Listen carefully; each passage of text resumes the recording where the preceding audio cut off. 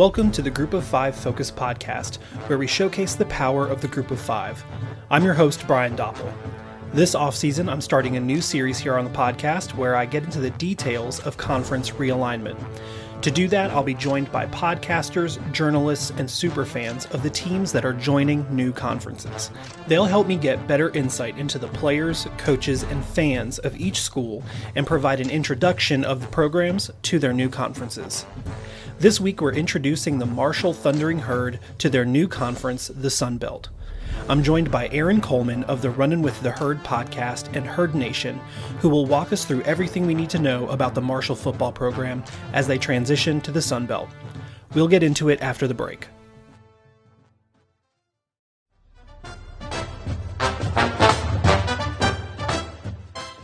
If you haven't heard about Anchor by Spotify, it's the easiest way to make a podcast with everything you need all in one place. Let me explain. Anchor has tools that allow you to record and edit your podcast right from your phone or computer. When hosting on Anchor, you can distribute your podcast on listening platforms like Spotify, Apple Podcast, and much more. It's everything you need to make a podcast in one place, and best of all, Anchor is totally free. Let me tell you from personal experience, when I first started this podcast, I knew about Anchor, but I wasn't sure if it was exactly the right tool for me. After a little poking around, I found that in fact it was. And when I had some questions when I first started my podcast, Anchor support was there to help. So if this sounds like it might be the tool for you to start your podcast, download the Anchor app or go to anchor.fm to get started.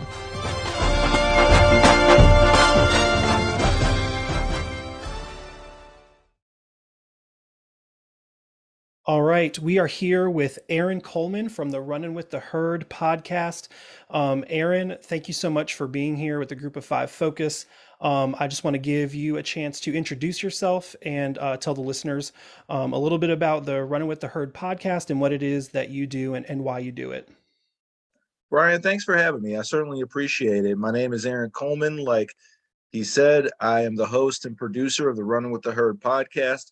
It's been going strong since July of 2018. It first started out as a blog, and then it kind of just morphed a little bit into a podcast. As a lifelong Marshall fan, I figured it would be something unique and something awesome to bring to the table as far as content and as far as sharing that love of football with fellow Marshall fans and fellow college football fans. And when the newspaper shortage happened in around 2018, I decided one day to just start my own thing and just kind of go on from there. I didn't really think it would turn into this, to be honest with you. I've interviewed lots of former players, current coaches, and I've really grown it a lot in the last couple of years or so. And it's really been a labor of love. It's really been awesome. And I've gotten the chance to work with some great people. Chris McLaughlin, our publisher over at Herd Nation, part of the Rivals Network, Josh Stowers, my partner on the live stream, multi-stream podcast, and as well as Aaron Perkins, Sean Hammond, and Zach Arrowwood. Great guys to work with. And it's really been a blast. It's really been awesome. That's awesome. Yeah, if you listeners haven't had a chance to check out with the Runnin with the Herd podcast yet, I highly recommend checking out all the projects that Aaron just mentioned with all the people involved, because it's really great stuff. And we're excited to have you here today. I'm really excited to talk to you about Marshall football. As you know, we're doing this series here on the Group of Five Focus, where we're introducing, so to speak, football programs that are changing conferences with the new realignment that just occurred or is still kind of occurring this offseason, right?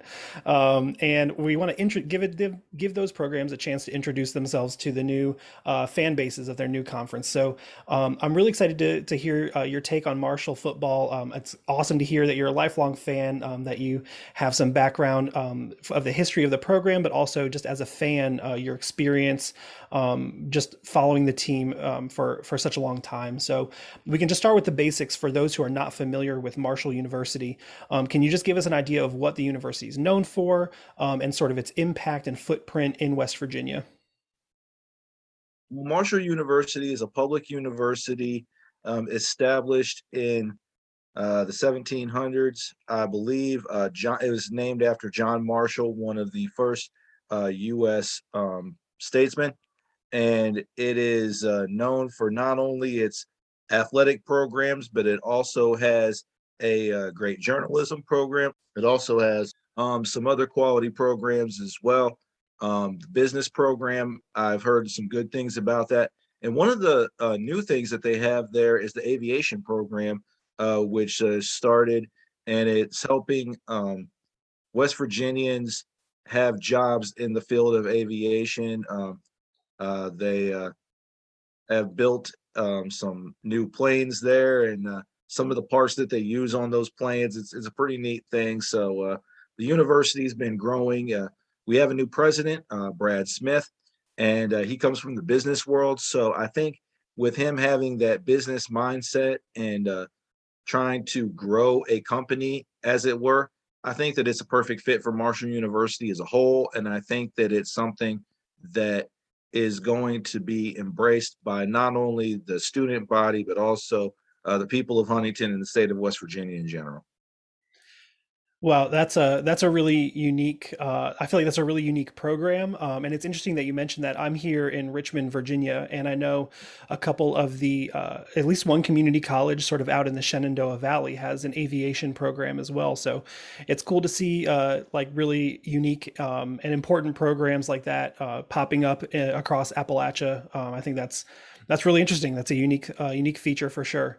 As far as the football program, I mean, Marshall is one of the historic football programs in the country. But can you give us like an overview of sort of the program's reputation? I know that we just wrapped up the first season with a new coach, so maybe you could give us a little bit of an idea of the sort of style of play that might be associated with Marshall, and what the new conference, the Sun Belt, might expect from that with the new addition. I think it's going to be a perfect fit when you talk about Marshall and the Sun Belt, when you talk about the regionality of the conference, when you talk about JMU, when you talk about Old Dominion, when you talk about Appalachian State. It's really a great fit for not only Marshall, but for the other teams that I just mentioned and for the conference as a whole. I think that when Keith Gill reached out to the university as far as its athletic teams joining the Sun Belt program, I think it was, just a perfect marriage between the two entities. And I think that fans, alumni, media folks, everybody is going to be really excited with this new version of the Sun Belt. I really feel that way. And I think it's something that has been in the works for some time, but I know that there were some logistical hurdles to kind of overcome. But now that those hurdles are cleared, and hopefully Marshall will join the conference this season in the 2022 year. But if they join in 2023, I do think that it's going to be a perfect fit. As far as the historical context of Marshall, obviously it starts with the 1970 plane crash, which tragically took place on November 14th, killing all 75 members above Southern Airways Flight 932.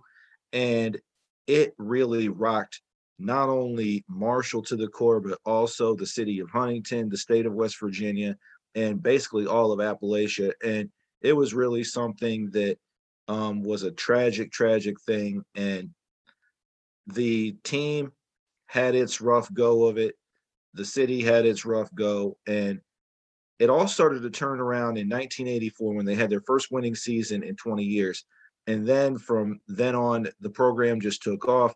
They had numerous appearances in the FCS, formerly 1AA championship game. They won two championships in 1992 and in 1996. 1996 was probably the greatest Marshall team of the 1AA era, but also probably one of the greatest 1AA teams of all time when you had players such as Randy Moss, and you had Doug Chapman as well, Eric Kresser, who played quarterback for those teams, and a lot of other players as well. And then in 1999, when they were FBS program, they made their way to FBS in 1997. And in 1999, they were undefeated. They were 13-0 with quarterback Chad Pennington. And then they made their move to the MAC, where they won the league 5 out of 7 years that they were in the MAC, with players such as Byron Leftwich, Darius Watts, Josh Davis, Jonathan Goddard, those kind of guys. And then in 2005, they switched to Conference USA. Bob Pruitt, the coach for those MAC championship teams, had stepped away, and Mark Snyder, a former Marshall player, took over, and they had some lean years in there, and things weren't going as well. But then West Virginia native, Hurricane native Doc Holliday took over the program, and he ran the program for 11 years. He won the Conference USA title in 2014 with the 40 boys led by Rakeem Cato, the quarterback, as well as the late, great running back Devin Johnson. You had some quality defensive players on that team as well, including former Conference USA Defensive Player of the Year, Neville Hewitt, who is now playing professionally with the Houston Texans of the NFL. And it was really an exciting time in 2014, like in that era, like between 2013 to about 2015, there was some exciting football being played at Marshall, and Doc Holliday was the coach of those teams. And in 2016, they hit a rough patch. They went 3-9, and Doc Holliday had them playing consistent football for 2017, 2018, 2019, and 2020. And I really think that he got them going. His best job to me coaching was in 2020, considering all the things that he had to deal with COVID and everything, and getting those guys to play, getting those guys to really buy into the concept of staying together and keeping yourself healthy and that kind of thing. Even though they didn't end the year the way that they wanted to, I do believe that it was a successful year for him, and they decided to make a change in 2020, and then they end up with Charles Huff, first African American coach in Marshall football history. And in his first year, I saw some good things. I really did. I saw some quality play as far as the defensive side of the ball in a lot of games. He really has a knack for finding talent at the running back position, and Rasheen Ali is one of the more talented running backs, not only in the group of five, but all of college football. And when you get a chance to see somebody with that kind of ability, it's really a great thing. Yeah, absolutely. You're right. Ali is he is a star. Absolutely, and it's really cool to see that kind of skill in a running back position at Marshall. And you're thank you so much for that run through. I really think you gave the listeners a good feel for really where Marshall has been and where it's at right now.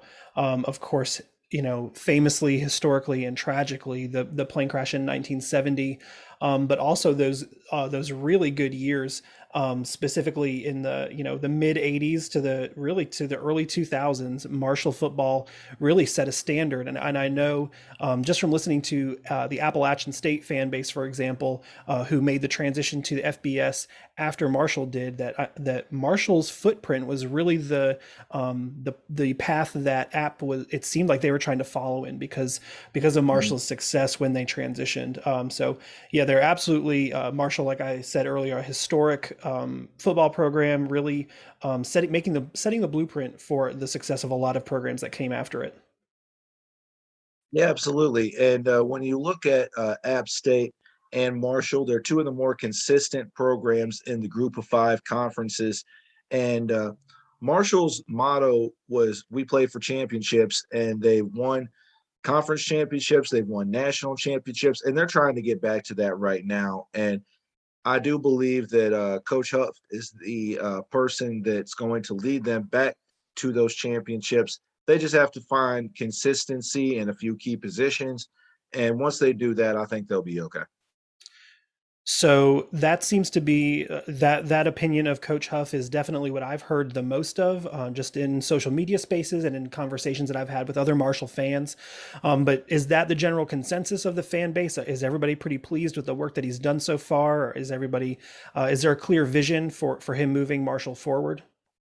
I think so. I think that he wants to create a brand of fast-paced, up-tempo football. He wants to make sure that the players are accountable not only on the field but also in the community, in the classroom, on the practice field, in film study. Everything is attention to detail. I mean, he learned from Mr. Attention to Detail himself, Nick Saban, and arguably the greatest college football coach of all time. So I think that when you're around players like that at Alabama, when you're around top flight talent like he was at Penn State, I think that he has the right kind of mindset and the right kind of mentality to really take this program back to where it needs to be. Yeah, that's encouraging to hear.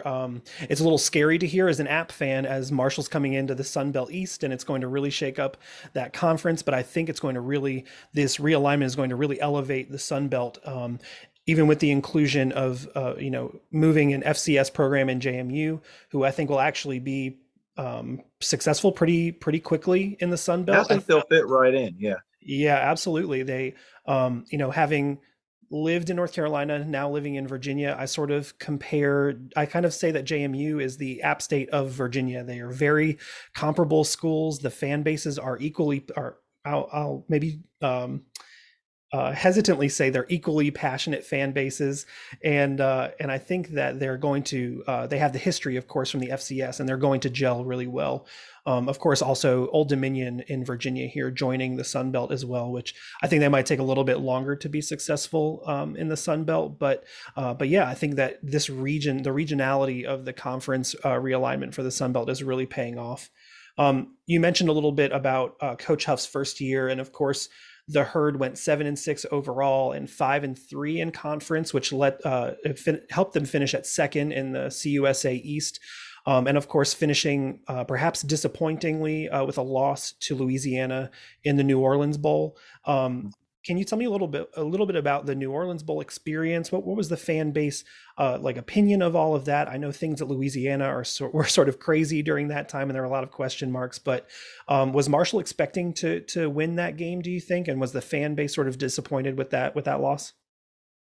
Yeah, anytime the Herd loses, it's a disappointing thing. But I would say that they hung with Louisiana for quite a bit of that game. I mean, Rasheen Ali had a great game in that contest, and for the most part, the defense really played, you know, pretty well, to be honest with you. I mean, they kind of gave up some yards and some points at the end there, but the final score is not really indicative of how that game was played, in my opinion. I mean, I think that when you look at the New Orleans Bowl, I mean, obviously it was a disappointing loss.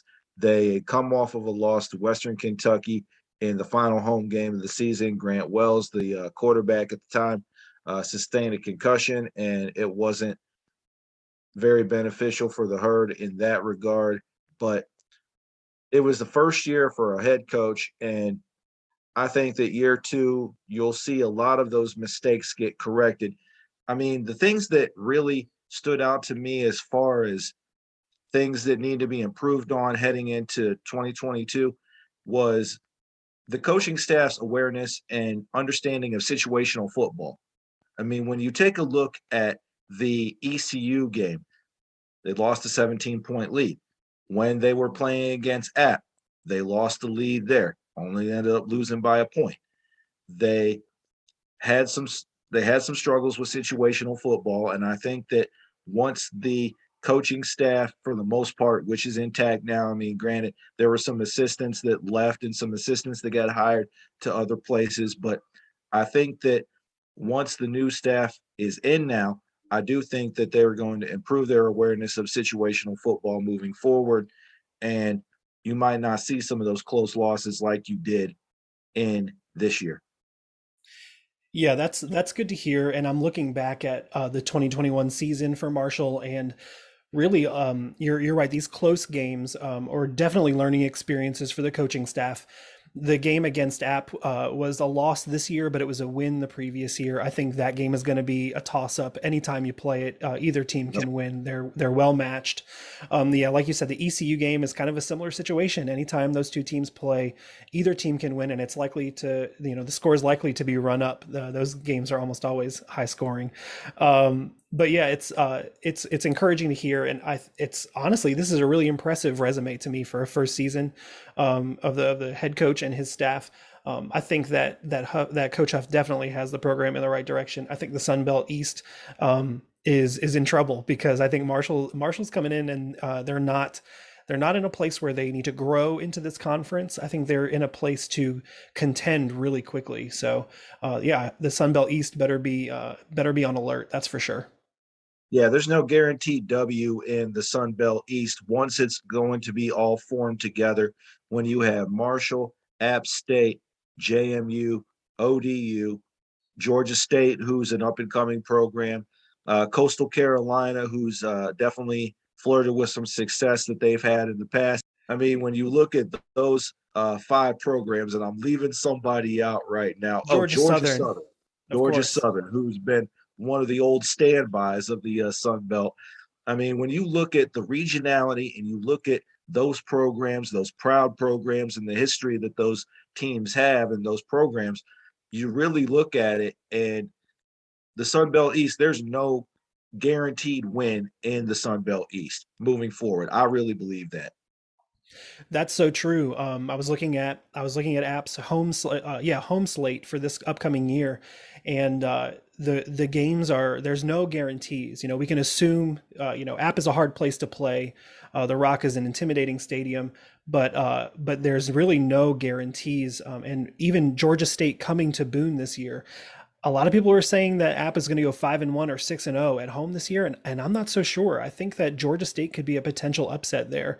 I would be a little more worried if it was in Atlanta, if the game was in Atlanta, but I still don't think that Georgia State, led by former App guy Sean Elliott, I think that's an up and coming team that the Sun Belt needs to look out for sure.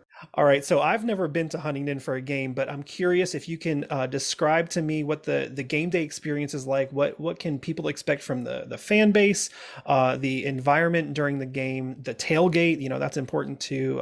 What walk me through my first Marshall home game experience. Well, I mean, obviously, game days, Saturdays in Jones C. Edwards Stadium are usually filled with excitement. You go and you grab a bite to eat. If you're not going to grab a bite to eat tailgating, you go to either Fat Patties or you go to the Marshall Hall of Fame Cafe and you grab yourself a bite to eat. You'll walk around, you'll see lots of people tailgating, you'll see lots of people enjoying themselves. You hear the music playing, and people are getting pumped up, getting ready to cheer on the herd and go see them play. And one of the things that Coach Huff tried to institute at Marshall was a little bit of an improvement in the game day experience when you're outside the stadium and when you're inside the stadium. Um, they closed off 20th Street, which was one of the streets near the stadium, and they had some food trucks and some bounce houses for the kids and everything. And as a parent of a 4-year-old, I understand the need for that. So um, that was pretty cool. And they also tried putting a DJ inside the stadium, um, which was, depending on who you ask, uh, an interesting experience to say Yeah. the least. But overall, the atmosphere outside the stadium is great. The atmosphere inside the stadium, when the team's playing well, when the team is winning, can't beat it.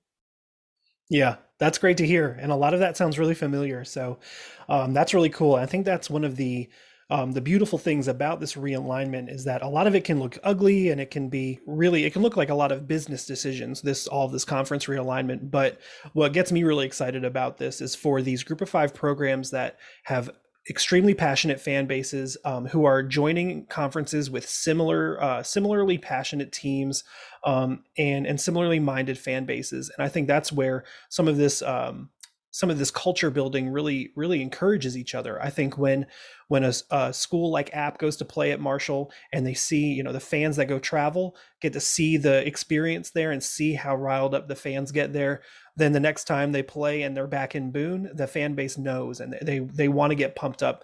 They want to provide that same experience, if not louder, at home. And so it just keeps going back and forth. And I think that's a really great opportunity that comes from this whole realignment process. Um, we sort of talked about some of the coaching and some of the players. Now I'm curious if you can highlight a few players that we could watch out for as Marshall enters the Sun Belt in either this season or the next season. I know, of course, the quarterback Grant Wells is no longer at Marshall, but are there any quarterbacks that look ready to swoop right in and take his place? And are there any other players that should be on our watch list? Yeah, I think that when you take a look at the quarterback position, most important position in all of sports, obviously you have to have some experience and some talent at that position. And when Grant Wells left, they brought in quarterback Henry Colombi from Texas Tech. He previously played at Utah State as well as Texas Tech, so he does have some experience. He's really the only experienced quarterback on the roster. A lot of the young men were either redshirted or they were in high school last year. So Columbia will be competing with not only three freshmen, he'll also be competing with Cam Fancher, who was there last year, who took some snaps and got some playing time against a couple of our opponents last year. But as far as impact players, it all starts with running back Rashid Ali, who we mentioned. Also, you have some quality players on the outside as well when you're talking about Corey Gamage, the wide receiver. You also have Shadid Ahmed, who made some plays for the Herd last year. And at tight end, you have Devin Miller, who is not only adept at catching the ball, but also in the run game blocking as well, which is important. And on the defensive side of the ball, you have linebacker Eli Neal, who's one of the top tacklers in the group of five, as well as Owen Porter, a guy who had a great game in the New Orleans Bowl, the guy who I call Clay Matthews, because of his long hair and his number, Absolutely. number 55 there. I mean, Clay Matthews was 57, but he kind of reminded me of him a little bit, and just some of the way that he carried himself a little bit. So I'm looking forward to seeing Owen Porter play this year. And, those are just a couple of the guys on defense. I do think that the strength of the team this year is going to be in the front seven. When you take a look at the defensive line with some quality players along that front, and then you have the linebacking core. And then in the secondary, you have Stephen Gilmore, the younger brother of NFL cornerback Stephon Gilmore. You have Mike Abraham, who has some experience as well. And I think that it'll be one of the better front sevens and one of the better defenses, not only in Conference USA or the Sun Belt, but also in the group of five. That's excellent. And you just mentioned your thoughts on the strengths of the team, but are there any areas of the team that you have some concerns about moving forward? Anything that you might deem as a weakness of the Herd in the short term? Yeah, I mean, obviously, when you're losing an experienced quarterback and you have to make that change, I think that, you're going to have some growing pains along there with it. Also, you lose two specialists, you lose your starting punter and your starting kicker. Your starting kicker entered the transfer portal, and the punter entered via graduation. So, obviously, you're going to have to replace those two spots. And I think that you're also going to have a little bit of depth. I want to say issues, but some unproven guys along the offensive line. So I think that those are the three main areas where I think the Herd could possibly struggle.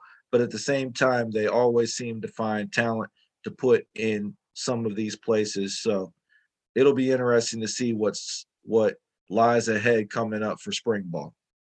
Yeah, absolutely. It's right around the corner. It's an exciting time for sure, with National Signing Day right behind us, and that's always a big day. And this time of year is really when teams start to get moving again and really get out on the field and see where they're at for this year.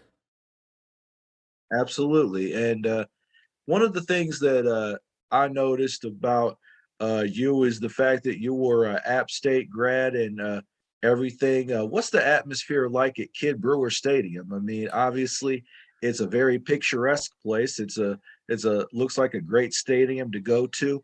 It's kind of on my bucket list, I would say, as far as going to a App State Marshall game down in Boone one of these days, and either from the stands or from the press box, and just kind of check that out. What's the atmosphere like there?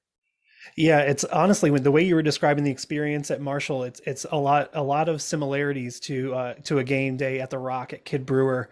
Yeah, it's very similar. The tailgates are awesome. There's multiple tailgating lots for students around the campus, and the alumni just pack the town. Boone is a pretty small town, and on a game day, you can't swing your arms without hitting 10 App fans. So it's a really exciting environment. Tailgates are fun. Inside the stadium is really great. I haven't been to a game in a couple of years because of COVID, but I'm really excited to get back in there for a game day because you can fit 30,000 plus in that stadium, and especially with the new facility, they sort of just closed off the north end zone, which used to be a little more wide open. So that new facility, supposedly, from what I hear, really locks in a lot of the sound from the fans, and it's a really cool experience when you're in there, and it's definitely an adrenaline filled experience.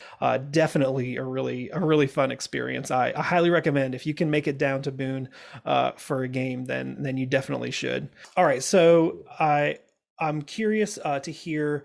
I'm gonna ask for as hard of a prediction as you can give me here. How is Marshall going to do in their first year in the Sun Belt, and how long do you think it will take for Marshall to really contend for a conference championship?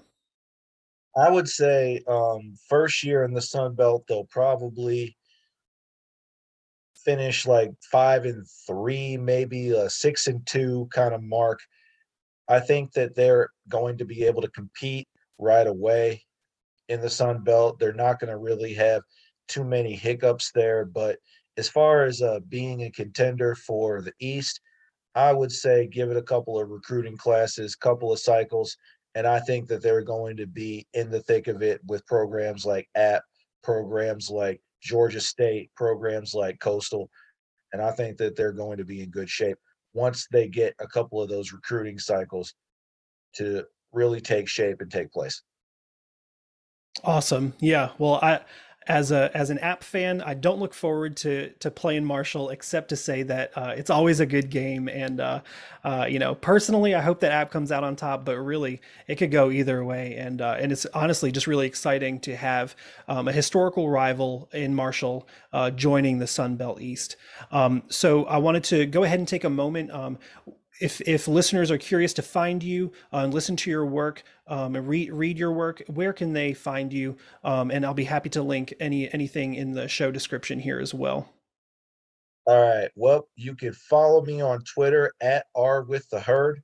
You can also go to Facebook and find the Running with the Herd podcast at Running with the Herd. Also, the live stream links are available on YouTube. So if you go on YouTube and you type in Running with the Herd, you'll see my face, you'll see the face of my co host, Josh Stowers, and you can subscribe and listen to any of our archive live stream programs. So go and check those out. We're almost at 2,600 followers on Twitter and nearly 1,000 likes on Facebook. So um, go check it out. You'll be glad that you did. I recently did an interview with former Herd tight end, former NFL tight end Lee Smith. Talked a little bit about his career in the NFL, talked about some cool things that he's got in the works now that he's retired. You could go check that out as well. Great stuff there. You won't want to miss it. So feel free to check it out, and I will follow you back and just enjoy what I put out. It's good stuff. Absolutely. That's awesome. Thank you. Yeah, and I'll just second that. Definitely go check out Aaron's work. He does awesome stuff promoting and supporting martial athletics.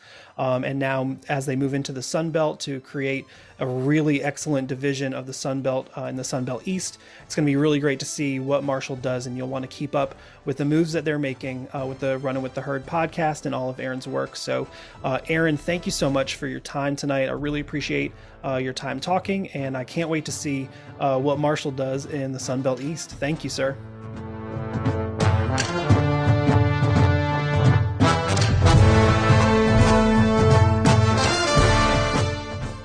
That's all for this episode of the Group of Five Focus podcast. Thanks to Aaron Coleman for shedding some light on the historic Marshall Thundering Herd football program. Be sure to follow and support Aaron and the Runnin' with the Herd podcast by following the links in the episode description. I'd also love to connect with more listeners, so please reach out on social media at G5FPod to keep the conversations going. And if you haven't already, please follow, rate, and review the pod on your podcast platform of choice. Let me know what you've enjoyed and what you'd like to hear more of. And as always, be sure to share this podcast with anyone you know that might enjoy some of the Group of Five content that we're putting out. Until next time, friends, my question for you is, what is one thing you can do to showcase the power of the Group of Five?